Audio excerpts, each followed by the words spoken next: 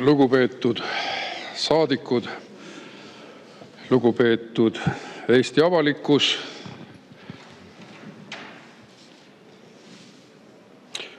See eelnõu mõtleb tulevikule ja paraku ka olevikule. Eelnõu eesmärk on keelustada Eestis piiriülene asendusemadus. Kõigepealt tuleb öelda seda, et asendusemadus ise on Eesti õigusruumis täna keelatud. Ent reaalsus on see, et asendusemadus ehk surrogaatlus on tänapäeval äärmiselt piiriülene tegevus.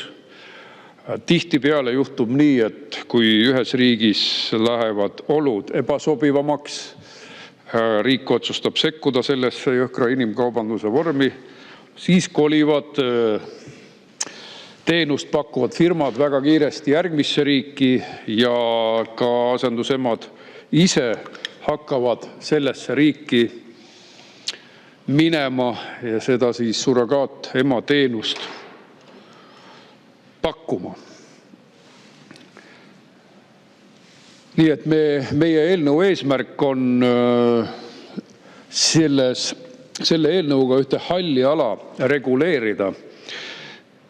Mul on hea meel, et Eesti Vabariik on väljendanud oma suhtumist eitavalt sellisesse jõhkrasse naiste ekspluateerimise vormi nagu surrogaatlus.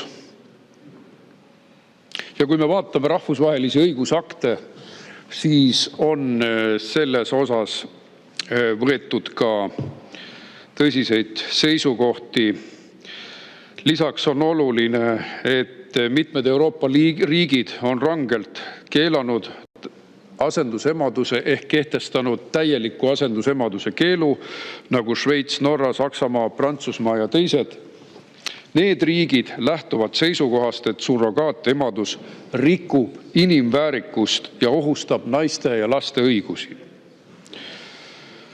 Rahvusvaheline kogemus näiteks Ukrainast, Gruusiast näitavad, et asendusemadus kahjustab naiste ja laste õigusi. Ja paraku on mõtlemisaineks see, et mitmed USA osariigidki pakuvad seda võimalust, et asendusema raha eest siis sünnitab. Majanduslikult haavatavad naised nõustuvad tihtipeale rasedust kandma tasu eest sageli piiratud arusaamisega oma terviseriskidest ja omaenda õigustest.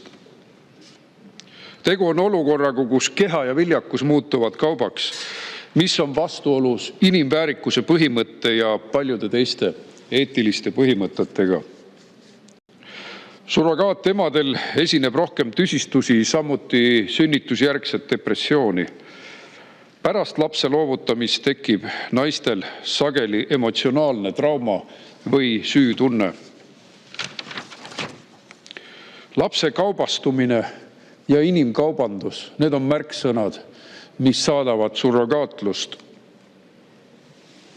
Piiriülese surrogaatluse korral on dokumenteeritud juhtumeid, kus lapsi on käsitletud kui lepingulisi tooteid.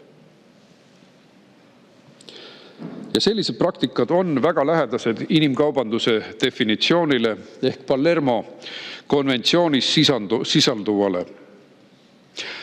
Asendusemaduse rahvusvaheline reguleerimatus suurendab ohtu lapsele ja sünnitajale. Eelnõu lähtub ka sellest, et lapsel on õigus teada oma bioloogilist päritolu ja säilitada side sünnitanud emaga, vastavalt ÜRO lapse õiguste konventsiooni artiklile 7 ja 8. Asendusemaduse keeld vähendab majanduslikku ja sotsiaalset survet haavatavatele naistele ning takistab nende tervise kommertsialiseerumist. Eelnõu suurendab õigusselgust, vähendab halli tsooni pereõiguses ning aitab vältida vaidlusi rahvastikuregistris ja kohtus. Eelnõu eesmärk on laste ja naiste õiguste kaitse ning inimkaubanduse takistamine. Et kahjuks tänapäeval nii ei ole Eesti Vabariigis võiks öelda, et reklaamitakse inimkaubandust väga paljudes eraõiguslikes meediaettevõtetes ja paraku ka rahvusringhäälingus. Mäletame hiljutist skandaali, nõndanimetatud skandaali, kui Rein Veidemann võeti maha rahvusringhäälingu nõukogu esimehe kohalt, sellepärast et oli hämmingus laste ostu eksponeerimisest Eesti Televisioonis. Võiks öelda, et selle ülistamisest.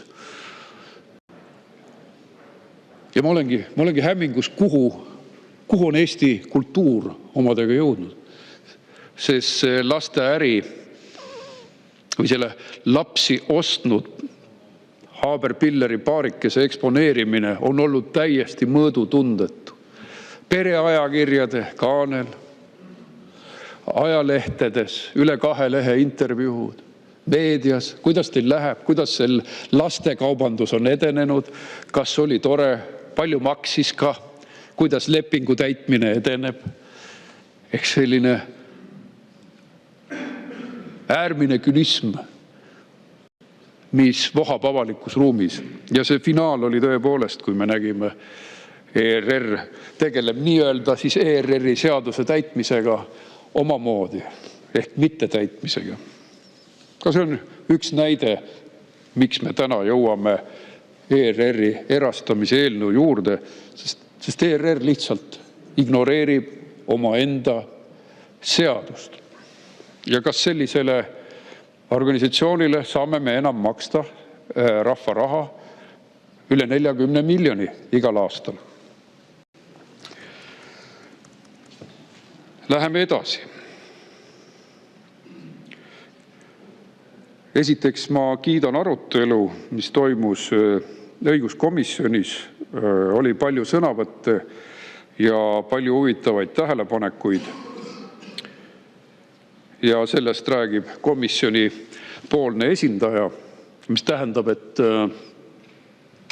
see teema puudutab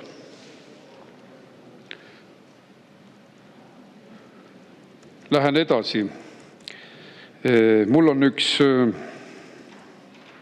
hämmastav näide, mis hiljuti oli minu enda kuidagi elamuseks filmi vaadates. Nimelt äsja meil oli DocPoint Tallinnas, mis oli üsna rahvarohke. Ja ma käisin vaatamas dokumentaalfilmi 9-kuine leping Gruusia režissöörilt Ketevan Vašagašvililt. See dokumentaalfilm käsitleb surrogaatemadust väga lähedalt ja kompromissitult ja just sünnitaja vaatenurgast. Ja mis siis juhtub? See ahel, kuhu peategelane Žanna, 30-aastane kassapidaja, satub, on nagu klassikaline inimkaubanduse põrgu. Kohe tekivad pärast lapse sünnitamist vaidlused lepingute, agentuuride ja tellijatega. Žanna ütleb, et jah, mul oli suuline leping ju. Ja selle peale helistab ta agendile, kes karjuta peale, sõimab ta kõige räigemate sõnadega läbi. Agendi eesmärk oli see, et laps sünniks illegaalselt ja ta saaks toimetada siis edasi selle lapse vaikselt Inglismaale. Ei kujutage ette, millised juriidilised menetlused siis Inglismaal oleks edasi tolnud, kuidas see laps legaliseerida. Kuidas Žanna 4.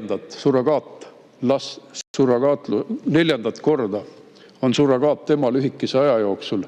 Tal on 5. keisrilõige. Ja kuidas ta tõesti südamepõhjast tahab oma bioloogilist last aidata, saada haridust, Žanna ise oli oma lapsega kodutu. Ja kui seesama režissöör rääkis tema loost, siis kaastundlikud Gruusia inimesed leidsid talle kodu. Kusjuures tegu oli saatuse hammasrataste vahele jäänud naisega, kes oli kodutuks jäänud selle tõttu, et ta oli riigisiseselt ümber asustatud isik. Nii nagu me nägime, kuidas hävitati Karabahh ja põline mitu tuhat aastat oma põlisel kodumaal elanud rahvas lühikese ajaga. Kui palju me nägime protesteerimist selle põlise kristliku rahva hävitamise pärast. Unustatud. Nii et Žanna oli just nimelt see haavatav naine. Ja nägin, kuidas vaatajad kangestusid, kui oli see hetk, kui Žanna läks viimast korda sünnitama, helistas oma tütrele ja arstid ütlesid, et tal on suur risk surra. Ehk siis naine, kes tahtis oma lapsele parimat, oleks võinud oma 15-aastase tütre hoopis vastu oma tahtmist üksinda jätta kõigi maailma riskide ja külmade tuulte kätte. Aga ta oli kange naine ja kui ta sellest dramaatilisest olukorrast välja tuli, lohutas ta jälle oma tütart, et ma tegin kõik sinu pärast. Aga tegelikult selliseid olukordi on tuhandeid ja tuhandeid, kus naised võtavad riske oma haavatavuse pärast. Ja seesama suurepärane Gruusia režissöör ütles, et ta näeb tihti Gruusia haiglates rasedaid naisi ja kui ta näeb, et see naine ei ole Gruusia päritolu, siis ta teab, et 90 neist on välismaalt tulnud asendusemana sünnitama. See on tema hinnang. Ehk siis see ongi jällegi näide massilisest nii-öelda inimkaubanduse turismist. Tõsi, need emad ei ole ise inimkauplejad, vaid inimkaubanduse ohvrid. Jah, sellele ei ole lihtsalt vastust, kuidas kaitsta ohvreid nii, et nad sinna sõlme ei satuks, sest me peaksime hoidma ära ka olukorrad, kus see asendusemadus rändab mööda riike. USA osariikides on paljudes üldse reguleerimata asendusemaduse teema, aga mõnedes on ka see üsna selgelt lubatud. Mida veel? Seesama veel kord, sest see näide oli nii suurepärane, nii korduv.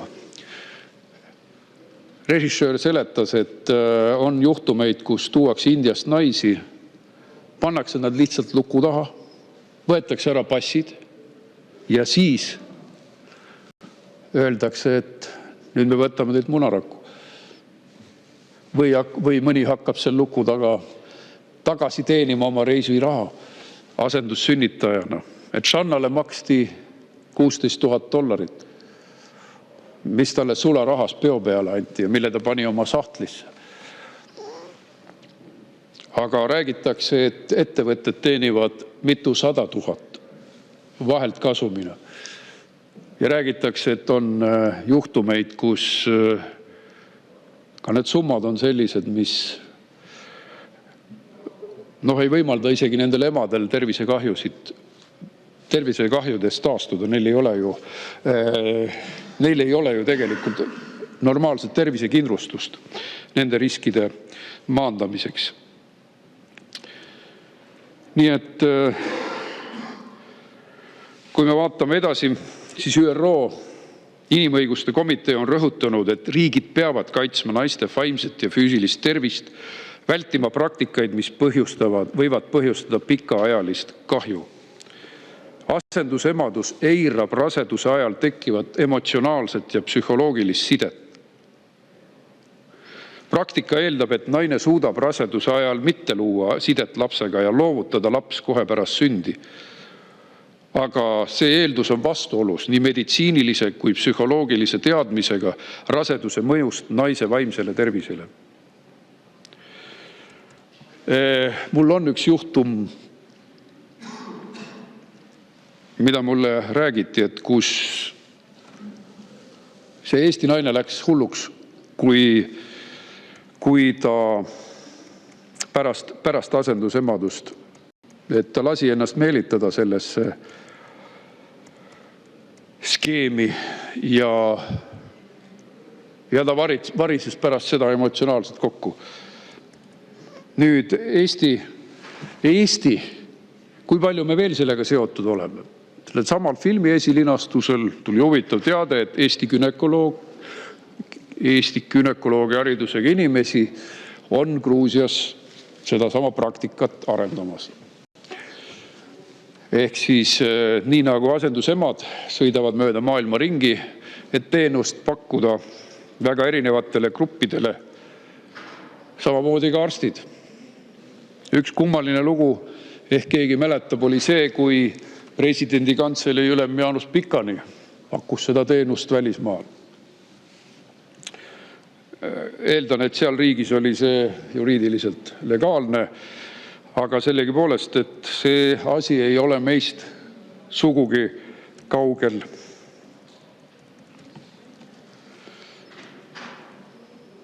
Korraks veel riikide näiteid, kuidas siis on näiteks Ühendkuningriikides, kus on lubatud niinimetatud altruistlik asendusemadus, milleks peab olema kohtu kinnitus. Portugalis on lubatud ka erandina altruistlik asendusemadus, mis ei ole siis ärilisel eesmärgil lapse sünnitamine, aga näiteks Ukrainas kommertslik lepingupõhine asendusemadus siiani minu andmetel lubatud.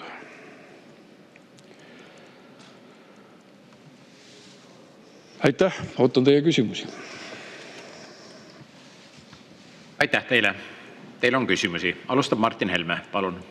Jaa, me oleme harjunud, et meie liberaalid ja vasakpoolsed räägivad euroopalikest väärtustest ja igavast Põhjamaast, kuhu me tahame olla ja kuidas me kohe tingimata ei taha olla Ida-Euroopa. Oma geograafilist asukohta tahtmisega muuta ei saa, aga selles ettekandes ja ka seletuskirjas ütlesid sa, mis riigid on keelustanud surrogaatemaduse kui inimkaubanduse ühe eriti jälgivormi. Nendeks on näiteks Norra, Šveits või Saksamaa. Nii lääneriigid kui euroopalikud riigid kui ka Põhjamaad. Ehk siis, ja kuidas teistes riikides, nagu näiteks Ukraina või Gruusia, toimub või ka Venemaa, toimub just nimelt selline inimkaubandus, et küsiks, ma ei ole kindel, et me siin vasakpoolsed kolleegid seda teemat tahavad torkida, ei lähe kokku nende narratiivi lugudega, aga küsiks siis üle, et kas see on nüüd nagu valik euroopalike väärtuste ja ida vahel või on siin mingi seletus, miks nad hoiavad ida poole oma väärtusruumis? Aitäh! Väga hea küsimus. Esiteks ma loodan, et siin saalis on Eesti Vabariigis keelatud tegevusele juba konsensus leitud kunagi ja et see konsensus jätkuks, sest nagu ma ütlesin, et üle piiri aetakse seda äri edasi. Ja võtke rahulikult, me tagasipöörduvalt seda asja siis ei teeks, sest kui laps on sündinud, me ei saa teda registrist maha võtta, me ei saa teda olematuks teha, aga me hoiame ära siis tulevikus need olukorrad. Ja küsimus on suurepärane, filosoofiline, et kuhu inimkond üldse jõuab, kui me läheme geenitehnoloogias kaugele edasi. Täna ma lugesin värsket uudist, et Venemaa katsetab tuvide ajusse implantaati, et tuvidid kasutada droonina, siis juhtida teda elektromagnetimpulsside abil, et loomad panna siis juba juba nii-öelda robottehnoloogiate alla. See kõik on ju eetiliste piiride ületamine. Surrogaatemaduses ületatakse neid jõhkralt iga päev. Mis on euroopalikku inimkaubanduses? Kui see on kuulutatud üheks peavaenlaseks, aga samal ajal kahjuks Euroopa on silmakirjalik. Euroopast rikkad pered käivadki neid lapsi ostmas. Ameerikast käivad rikkad pered neid lapsi ostmas. Nii need, kes arvavad, et Hollywoodi vorm võib kannatada, tuleks ikkagi laps osta kuskilt välismaalt, et oma karjääri saaks paremini edendada. Võib-olla mõni, kes ei saa ise lapsi, ja mõned, kes on teadlikult homosuhtes ja leiavad, et nüüd on aeg siis hakata lapsi kaubastama ja neid ostma. Mis on selles üldse inimlikku? Ja ma leian, et varem või hiljem jõuavad need riigid tõenäoliselt selle sama inimkaubandusliku tegevuse keelamiseni. On aeg ka neid toetada, kus siis tegevus on lubatud. Ja kas me tahame siis olla nende klubis, kus hallis tsoonis on ikkagi inimkaubandus lubatud? Et ilusti näitame, meie karistusseadustikus on kõik korras, aga hallis tsoonis on lubatud ja kangelased, kes panevad toime meie riigis üheselt keelatud tegusid, kasutades halli tsooni, ilmuvad teleekraanile õitsema, kiitlema, ennast eksponeerima. See ei ole eetiline. Ja viimasel ajal on näha, et meist tahetakse teha kasiinosaart, meist tahetakse teha vanglasaart, meist tahetakse teha odava tööjõumaad, meid sõna otseses mõttes lükatakse tagasi sinna, kus meil oli endal ränkasid probleeme regulatsioonidega 90-ndatest, kus inimesed müüsid haiglas, kus mingitele aferistlidest arstidele omaneerusid teatud rahasumma eest. Et kas me tahame selles ajas tagasi olla, metsikus läänes? Ma usun, et me ei taha. Aitäh! Evelin Poolamets, palun! Aitäh, lugupeetud istungi juhataja, hea ettekandja. Ma arvan, et siin saalis pole ühtegi naist, kes arvaks teistmoodi, et kõik maailma naised vajavad ühtemoodi kaitset. Kui me kaitseme Eesti naisi, siis samaväärselt peame kaitsma ka kogu maailma naisi. Aga küsimus ongi selles, et viimasel ajal tõesti meie väärtused on devalveerumas. Me oleme muutunud varsti tõesti vanglariigiks või vanglarendiriigiks ja näeme ka televisioonis ja meedia vahendusel juba sellist lõdendust, et ka võib-olla kaotatakse ka meil see surrogaatemade keelustamise seadus ära.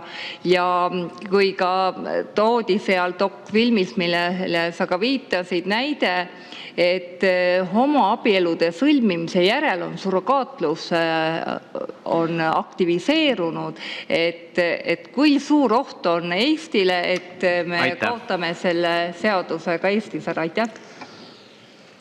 Nagu ma ütlesin, et tegelikult ollakse silmakirjalikud, sest isegi kui Eestis on keeratud, siis maailmas on need võimalused olemas. Gruusias võib kataloogi lahti teha. Ma olen näinud USA näitel üritusi, kus on kataloogid, et näete, siin hakkame lapsi ostma, siin on emad, et äri nagu kapsaste ja kaalikate müümisel.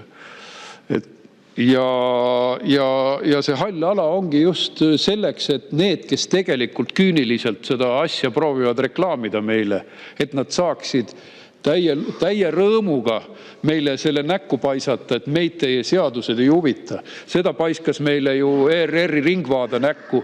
Meid teie seadused ei huvita. Meie ülistame laste ostu. Ja senikaua, kui see hall tsoon säilib, siis tegelikult ma näen kaudset või otsest heakskiitu sellele, Ja sellepärast ma leian, et oleme väga halvas olukorras, kui see eelnõu tagasi lükatakse. Et äri läheb edasi. Äri läheb edasi ja ma ütlengi, et see üleskütmine käib praegu nende samade näidete varal, et pereajalehtede, pereajakirjade esikaanel õitseb lasteostu paarikene. Et see on ju reklaam, tehke samamoodi. Et see surve on väga suur. Ja lõpuks ei olegi ju sellest kasu, kui meil seadus kehtib, aga samas kedagi ei huvita Ameerikast või Gruusiast saab neid 10 kaupa kasvõi. Aitäh. Rene Kokk, palun. Aitäh, hea juhataja ja hea ettekandja. Sa oled väga hästi seda eelnõud minu arust siin täna avanud ja neid näiteid toonud ja absoluutselt olen 2 käega selle eelnõu vastuvõtmise poolt. Ja olukorrast, kus meil Eestis tegelikult on hooldusperedes kümneid ja kümneid lapsi iga aasta, kes sünnivad ühel või teisel põhjusel, satuvad sinna väikelastena juba. Meil on sadu lapsi, kes on asendus ja siis perekodudes. Ja meil on olemas täiesti süsteem, kuidas on võimalik lapsi lapsendada. Et kui me päriselt tahame meie oma Eesti lapsi, kes on ühel või teisel põhjusel jäänud elu hammasrataste vahele ja sattunud sellesse olukorda, kus vanemaid mingil põhjusel ei ole. Et mis sa arvad, kuidas teha selgeks nendele, kes peaks selle eelnõu vastu hääletama, et head inimesed, aidakem neid meie oma lapsi, kes tegelikult on hädas. Ja ärgem tegeleme siin inimkaubandusega. Aitäh. Jaa, empaatiat õpetatakse juba varakult.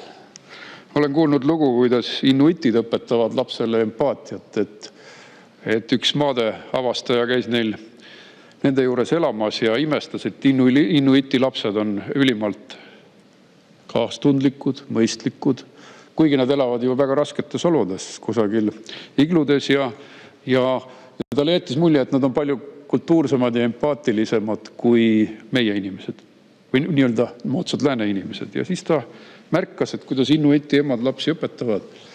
Et kui laps lõi teist last või oma ema ja siis ta ema ütles, et aga löö mind, eks ole. Ja kuidas ta siis nuttis selle peale, kui laps teda togis ja laps saigi aru, et teistel on valus. See on empaatia, see on kaastundlikkus.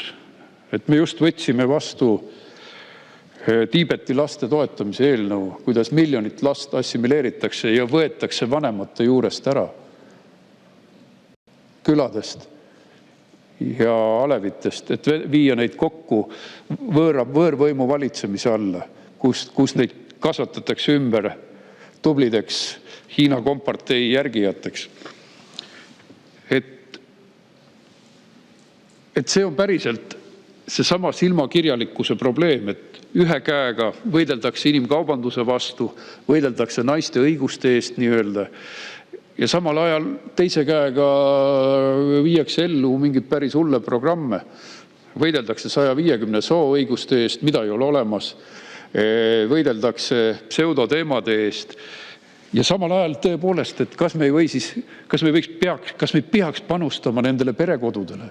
Kas me peaks panustama lasteaedadele? Uskuge mind, lasteaiad ei ole siis orbude kodud ja SOS lastekülad ei ole kunagi valmis tegelikult, sest isegi kui maja on valmis, siis lastele tähelepanu, empaatiat ja hoidmist on vaja lõputult kogu aeg. Ja mis oli huvitav, et seesama Gruusia režissöör märkis, et väga palju on just lastekodude lapsi, kasvandikke, kes satuvad asendusemaduse võrku. Ehk siis nad ei oska ennast ise kaitsta ja siis see on ju saatanlik ahel, eks ole. Sa oled niigi selles mõttes olnud keerulisemates oludes ja siis korjatakse sind järjekordselt mingite inimkaubitsejate poolt üles ja sunnitakse oma elu ja tervisega riskima. Tegelikult on see ka orjastamise erivorm. Aitäh. Helle-Moonika Helme, palun. Ja aitäh, ja eesistuja ja hea ettekandja Anti, et me teame, et see, et Eestis propageeritakse surrogaatemadust, naiste ärakasutamist avalikult, see ei ole tegelikult mitte mingi viimase aja teema, hoolimata sellest, et see on tegelikult Eestis ju kriminaliseeritud. Näiteks 2020. aasta Eesti Naises on väga kena ja positiivne jutt, ülistav isegi jutt Eesti paarist, kes ei saanud omavahel lapsi ja siis otsisid seda kohta Venemaalt, Valgevenest, igalt poolt, ka mujalt riikidest, kus on see lubatud. Lõpuks jõudsid siis Ukrainasse, kus siis ühes Ukraina kliinikus see toiming ära tehti ja leiti siis see ukrainlanna, kellel oli juba üks laps olemas ja see oli tingimus muuseas seal, et peab olema üks laps ja ühesõnaga see Ukraina ema müüs ära oma teise lapse, et toita oma esimest, see on ka seal, et tal olid majanduslikud raskused. Tema keha allutati meditsiinilisele kontrollile ja medikamentoossele manipulatsioonile, et teha õnnelikuks siis see Eesti pere siin. Et mina nagu mõtlen seda, et ja siin artikli lõpus on kirjas, et nad ootavad pingsalt Ukraina kliiniku antud korteris oma pisikese sündi, oma beebi toovad nad Eestisse ja registreerivad tema sünni siin. Mina küsin, kuidas saab sellist last, kes ei ole sündinud Eesti abielupaarile, Eesti emale, kuidas saab tema sündi registreerida Eestis? Oskad sa välja tuua sellise paragrahvi, mis seda lubab ja mida siin ära kasutatakse? See on väga hea tähelepanek. Ehk siis perekonnaseaduses on ju kenasti kirjas, kes on ema ja kes on isa. Ja nüüd ongi meil samamoodi, tegelikult on meil vastuolu sellega.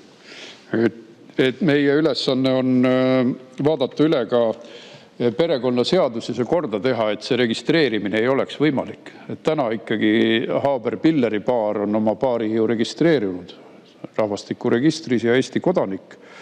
Ehk väga õige osundus. See on ju inimkaubandust soosiv võimalus, et keegi ostab Gruusiast ja toob siia ja registreerib. Ma tean, et Euroopa Liidu maades, Prantsusmaal ja mujal on väga palju õigusvaidlusi, sest ega politsei ei lase last üle, kui ei ole paberid korras. Et see on ju üks kõige õudsamaid vorme on näiteks laste varastamine, mis on maailmas päriselt olemas. Varastatakse võõras laps ja tal ei ole pabereid. Politsei hakkab seda probleemi ju kohe lahendama. Nii et Eesti Vabariik peaks olema selline nagu Prantsusmaa, et kui on keeld peal, siis ei lasta üle. Siis see on teie vastutus. Need, kes lapsi inimkaubandusega tegelevad, siis on nende vastutus. Kui nad surrogaatema ostavad, siis nad teavad, et nad peavad siis mõnda teise riiki kolima oma elu elama, sest siin neil seda võimalust inimkaubandust legaliseerida ei ole. Ehk siis selle teemaga, selle eelnõuga veel töö ei lõpe. On põhjendatud selle täiendamine, et me registrite osas teeme kõik korda. Martin Helme, palun. Jaa, mul on jälle küsimus meie liberaalsete kolleegide ja vasakäärmuslastest naiste kohta, kes meil siin mäletatavasti, kui me peretoetuste eelnõud vastu võtsime alguses ja hiljem, kui nad seda tühistasid, kriiskasid meile siin, kuidas konservatiivid tahavad teha naistest sünnitusmasinad ja neljajalgsed sünnitusmasinad ja paned mündi sisse ja laps tuleb ja tegelikult neid kirjeldusi sobib öelda küll, aga sobib rääkida surrogaatemaduse kontekstis, et see on, paned mündi sisse ja laps tuleb, see on sünnitusmasin, see on inimestelt on ära röövitud väärikus, vabadus otsustada ja ka võimalus oma enda laps üles kasvatada. Ja mina ei tea, täna meil tuleb siin tagasilükkamise hääletus, ma saan aru, et komisjon nüüd tahtis selle eelnõu esimesel lugemisel tagasi lükata. Et sa mulle komisjonist muljeid räägid siis, et mis see nende argumentatsioon oli, et miks neile nüüd järsku hakkas meeldima sünnitusmasin, pane münt sisse ja neljajalgne ja sünnitusmasin ja kogu see jura, et kuidas neil nüüd see jutt hakkas meeldima? Ma pean ütlema, et probleem on jällegi silmakirjalikkuses, sest ühtpidi ma näen, et ka siin liberaalide hulgas on justkui selle hukkamõistu selgelt ja komisjonis oli nagu selle teema mõistmist küll ja küll. Aga samal ajal see näitabki äärmist silmakirjalikkusest, siis kui me reaalselt proovime kanali kinni panna, ütleme, et nüüd paneme selle halli tsooni kinni, kus tegelikult lapsi sisse tuuakse, siis kaovad nad kusagile peitu ja eks me näeme siin hääletusel. Ma ei julge veel ette öelda, kuidas see hääletus läheb, kas lükatakse tagasi või mitte. Ma leian, et see on üldinimlik, üleerakondlik, kas me kaitseme naisi, kas me kaitseme lapsi. Et muidu me võime ise kaotada inimväärikuse, kui me täiskasvanud inimestena seda ei tee. Ja seal oli küll selliseid ütlusi Eesti 200 esindaja poolt, et aga lapsi on ju niigi vähe, et miks siis siis ei võiks surrogaatemadusega tegeleda. Ma loodan, et see oli pinnapealsusest tulenev võib-olla, kui nad vaataksid reaalselt seda dokumentaalfilmi, reaalselt näeksid, milline jõhker inimeste ekspluateerimine käib, milline jõhker naistevastane vägivald see on. Tõenäoliselt paljud muudaksid meelt. Aga ma näen, et siin on selge lõhenemine, vaimne lõhenemine just selles, et ühe käega on vaja homoaktivismi kaitsta iga hinna eest. Las nad siis ostavad endale lapsi, sest homoseksuaalid on meil siis ju nii-öelda riikliku ideoloogia keskpunktis esile tõstetud persoonid, mitte siis emad ega lapsed. Et siin on nende vastuolu. Ja sellepärast käis suur sõda ka Rahvusringhäälingu nõukogus, et võtta maha ühe tähelepaneku eest, mis puudutas Eesti Vabariigis kuriteo, kuidas käsitleda kuritegelikku, ütleme siis, mul on isegi raske öelda, sest hallis tsoonis ta justkui ei ole kuritegu, aga mis on meil kuriteona siis seadustesse raiutud. Ja milline sõda, kogu see meie vasakliberaalne sotsiaalne eliit läks ju Veidemannile kallale ja teda hukka mõistma ja teda mõistetakse siiamaani hukka. Ja siis tants inimkaubanduse ülistamise ümber jätkub. Pange tähele, see jätkub. Haber-Pilleri inimkaubandus aktivistlik paarikene saab liberaalses ajakirjanduses ülimat kiitust edasi ja seal ongi see, et ühe käega vibutatakse sõrme, teise käega ülistatakse. Ma ei saa sellest aru, mul on väga raske seda sulle seletada. Arvo Aller, palun. Aitäh, hea istungi juhataja, lugupeetud ettekandja. Aitäh väga põhjaliku ja selgitava eelnõu tutvustamise eest. Ja nüüd küsimuste juurde tulles, meil täna oli esimene päevakorrapunkt oli Tiibeti laste kaitseks, kus oli 67 poolthäält avaldusena.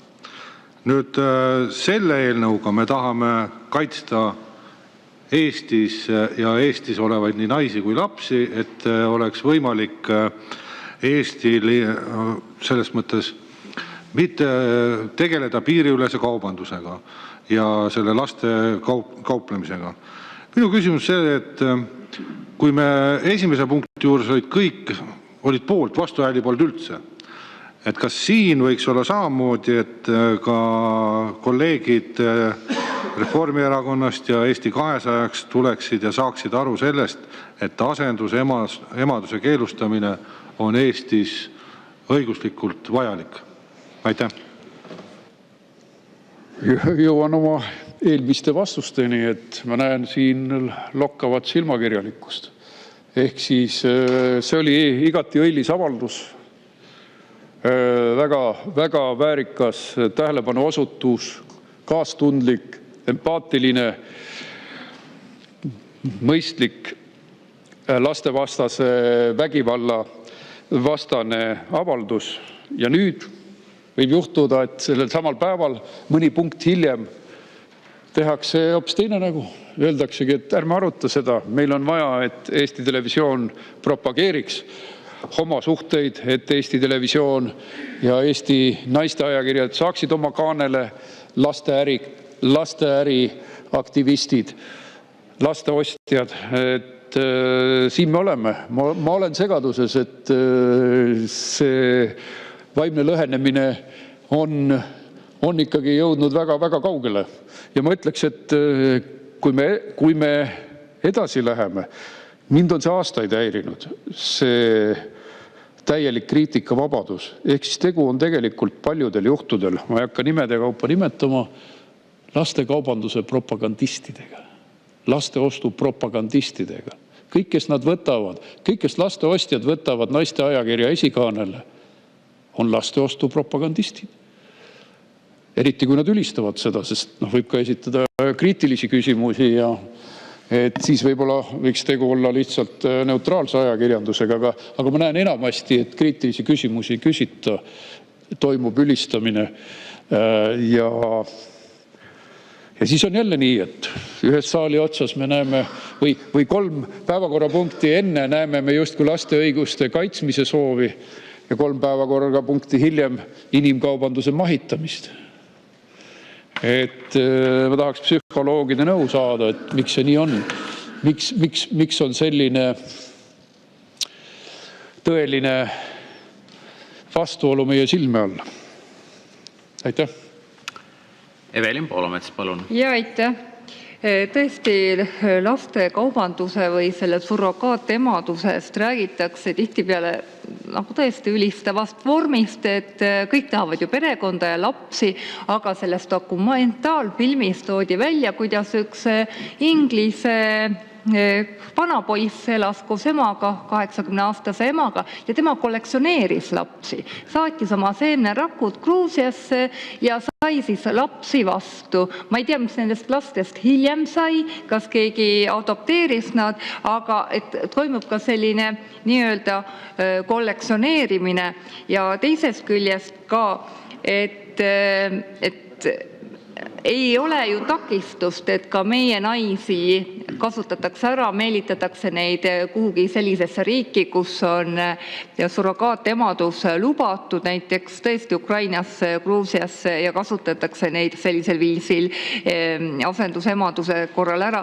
Aga kas me ei peaks eeskuju näitama kõikidele Euroopa Liidu riikidele, et keelata piiriülene surrogaatemadus üldse ära? Aitäh! Aitäh küsimuse eest. Täpselt seda me ju praegu teemegi, et neil on väga palju õigusvaidlusi just piiriülese asendusemaduse tõttu. Sellepärast, et omas riigis on justkui keelatud, aga USA-st neid lapsi ostetakse, Gruusiast ja mujalt neid lapsi ostetakse ja siis on väga suured vaidlused ja võime öelda, et asi ei ole lahendatud Euroopa Liidus, aga ometi need õigusvaidlused, mis on jõudnud hästi kaugele, siis võime võtta näiteks Mennesson versus Prantsusmaa, Labassee versus Prantsusmaa, kus Euroopa Inimõiguste Kohus on oma praktikas rõhutanud, et kuigi riik ei saa sundida asendusemadust lubama, peab riik siiski kaitsma juba sündinud lapse õigusi, eriti tema õiguslikku staatust ja eraelu.